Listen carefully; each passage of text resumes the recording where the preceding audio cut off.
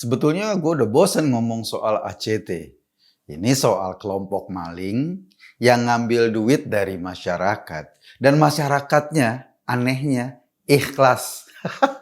Ini luar biasa masyarakat Indonesia ini.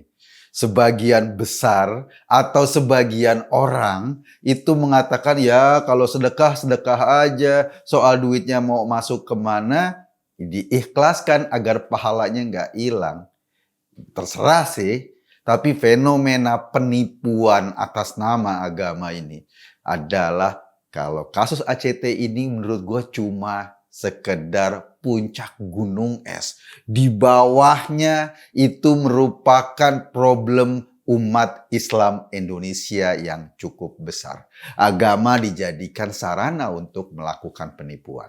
PPATK baru aja mengungkap ternyata itu ada 1,7 triliun dana yang diteliti oleh PPATK dari 800 sekian rekening yang terafiliasi dengan ACT atau rekening ACT. Dari jumlah itu, lo tahu nggak berapa duit yang dikantongin oleh para pemimpin ACT? Lebih dari 50%. Kemarin mereka teriak, kita cuma gunakan 13%. Ternyata omongan itu saja salah, menipu.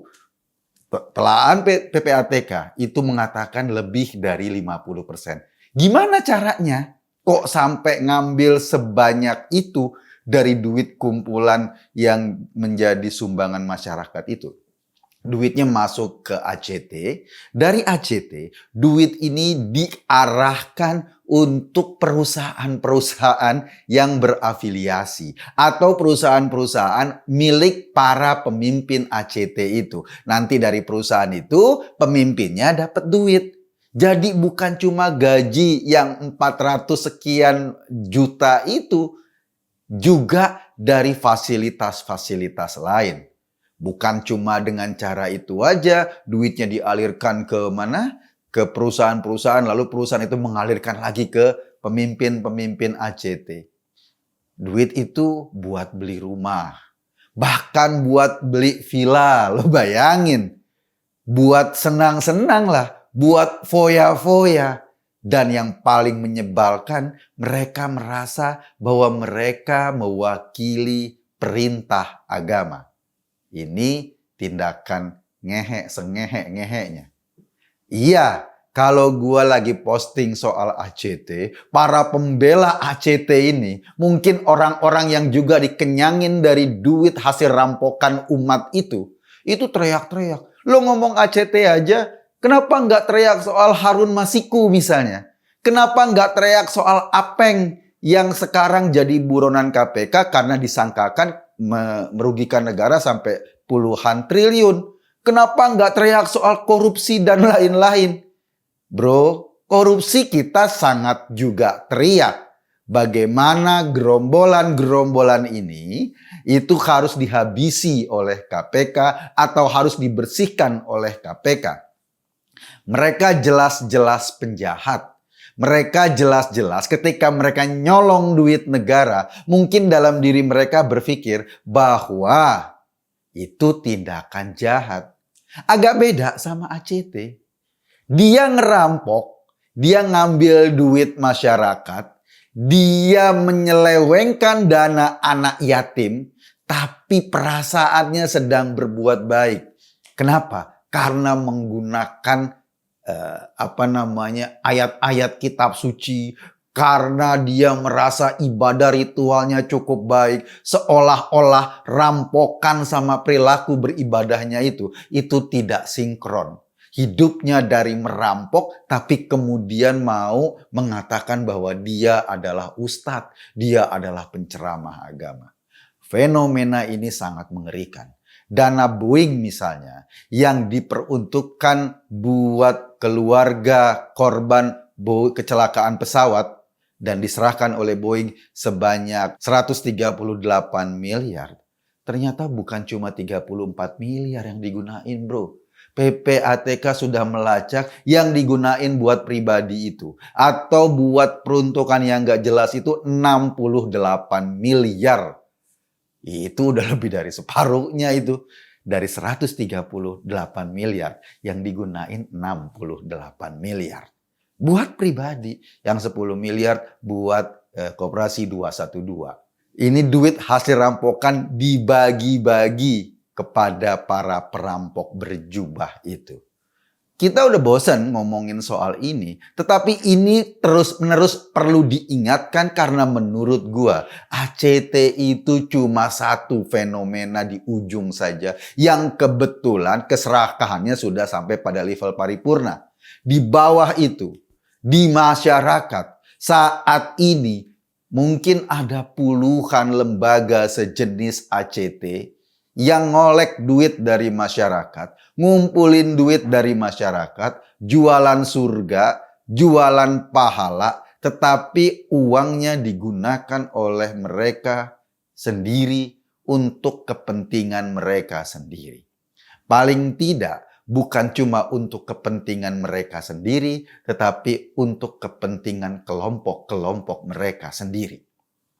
Kalau di Indonesia saat ini misalnya kita teriak-teriak bahwa bahaya laten Wahabi sudah mulai merangsek dalam kehidupan beragama. Kok mereka bisa cepat tumbuh seperti jamur di musim hujan, tumbuhnya sangat cepat. Yayasan-yayasan mereka seperti pembiayaannya nggak habis-habis. Dari mana duitnya? Ya dari duit atau dari kantong kita-kita semua. Orang yang nggak peduli menyalurkan sumbangan, lalu sumbangannya dimanipulasi untuk pengembangan kelompok-kelompok mereka sendiri.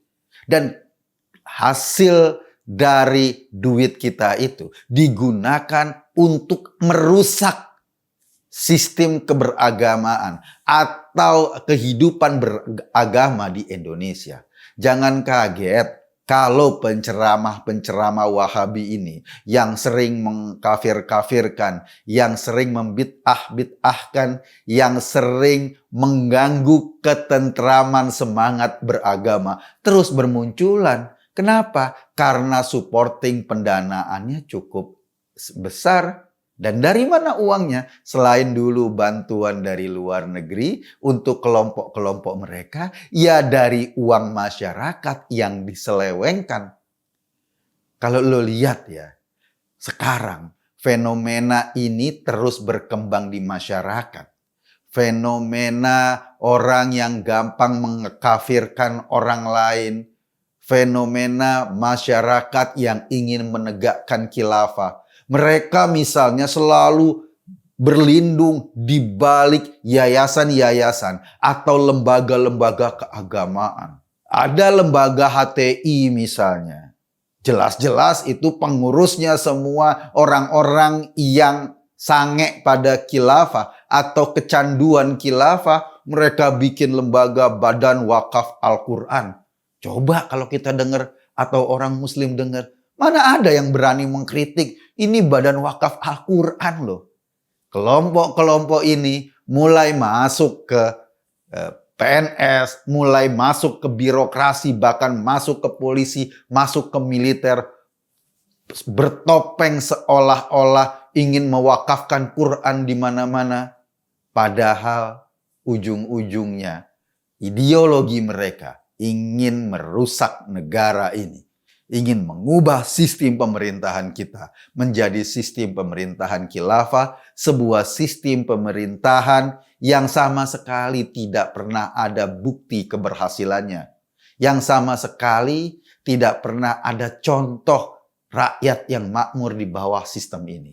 Sistem khilafah barangkali dulu 1500 tahun yang lalu pernah berdiri tegak dan sekarang nggak ada. Orang-orang ini membawa mimpi 1500 tahun yang lalu untuk diterapkan sekarang. Dunia sudah berubah, tapi mereka masih menggunakan cara berpikir satu abad yang lalu. Fenomena ACT menurut gua harus kita pahami sebagai fenomena kenaifan kita, sebagai fenomena ketidakmautawan kita bahwa atas kenaifan kita itu mereka jadi tumbuh dan berkembang di masyarakat dan ujung-ujungnya apa? Ujung-ujungnya semangat beragama Indonesia yang khas, yang mencintai pluralisme, yang mencintai keberagaman, yang menghormati orang yang berbeda agama, dirusak karena kampanye yang terus-menerus dari kelompok-kelompok Wahabi, dan kemudian kelompok-kelompok ini dibiayai juga dari duit kita.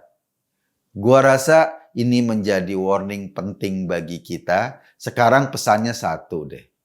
Iya, kita semua wajib berderma, wajib menyumbangkan sebagian rizki kita kepada orang-orang miskin, kepada anak-anak yatim, kepada kaum kelompok-kelompok yang membutuhkan. Itu penting karena itu mengasah nurani kita.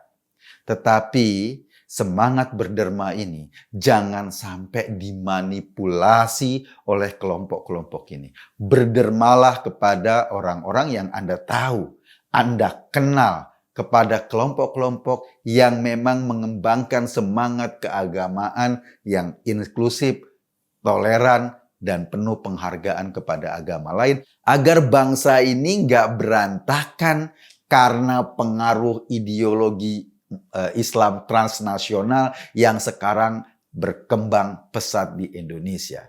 Kita penting untuk menjaga ini dan kita apresiasi para aparat hukum karena memang mereka hanya bisa tumbuh kalau logistiknya cukup dan logistiknya diambil dari kantong kita. Itu yang paling mengerikan. ACT adalah puncak gunung es. Di bawahnya menurut gua ada puluhan, mungkin ratusan lembaga-lembaga sejenis yang mengumpulkan uang tanpa bertanggung jawab. Kan kita juga masih ingat, dulu ada ustadz yang ngumpulin duit buat beli kapal selam. Kemana kapal selamnya? Jadi pempek? Mungkin. Ada yang ngumpulin duit buat perjuangan Palestina. Kemana dialirkannya? Kita nggak pernah tahu. Jadi hati-hatilah karena kelompok-kelompok ini terus-menerus mencari duit dari masyarakat untuk mengembangkan kelompoknya sendiri. Gue Eko Kuntadi hanya mengajak Anda berpikir, kesimpulannya ya terserah Anda. Terima kasih.